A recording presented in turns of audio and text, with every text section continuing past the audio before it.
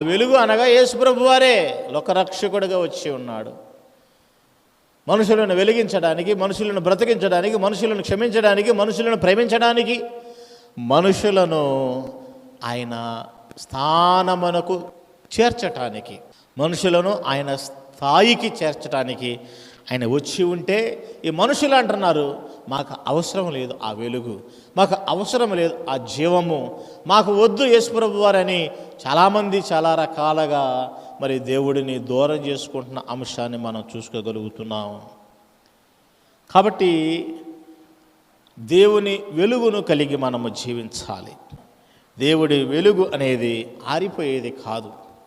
సూర్యచంద్రుల నక్షత్రములు సైతము తేజోహీనులుగా మార్చబడనని కొత్త నిబంధన గ్రంథంలో మనం తెలుసుకోగలుగుతాము, పాత నిబంధన గ్రంథంలో మనం తెలుసుకోగలుగుతాము.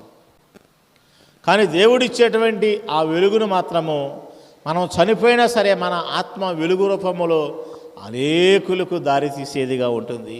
యేసుప్రభు వారు చనిపోయారు, యేసుక్రీస్తు వారు బ్రతికి ఉన్నారు, యేసుక్రీస్తు వారు చనిపోయారు. అయినా ఆ వెలుగును మనం కలిగి ఉంటున్నాము, ఆయన వాక్యమును కలిగి ఉంటున్నాం, ఆయన మాటలను కలిగి ఉంటున్నాం. అదే వెలుగుకున్నటువంటి గొప్ప సత్తా అని కూడా మనం చెప్పుకోవచ్చు.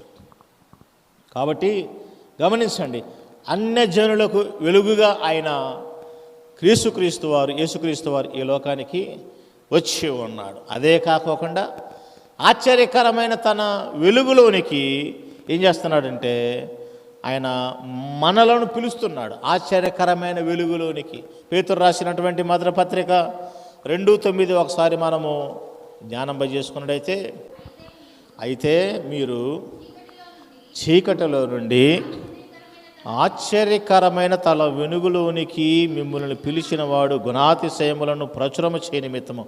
అయితే ఇక్కడ మనం పరిశీలన చేసుకుందాం. అయితే మీరు చీకటిలో నుండి, రెండవది ఆశ్చర్యకరమైన తన వెలుగులోనికి మిమ్మల్ని పిలిచిన వాని గుణాతిశయములు.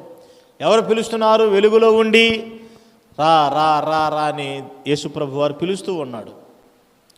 చీకటి కలిగిన కార్యములు కలిగినటువంటి, చీకటి కలిగినటువంటి మనుషులను, పాపము కలిగిన మనుషులను, దోషము కలిగిన మనుషులను, త్రోసివేయబడినటువంటి మనుషులను, సహవాసము లేని మనుషులను, తెగిపోయినటువంటి బంధము కలిగినటువంటి మనుషులను దేవుడు పిలుస్తూ ఉన్నాడు. రండి రండి రండి రండి, మీరు రండి, మీ వివాదములను మనం తీర్చుకుందాము, మీ పాపాలు ఎర్రగా ఉంటే నేను తెల్లగా చేస్తానని యెషయా గ్రంథం 1వ అధ్యాయంలో రాయబడి ఉంది.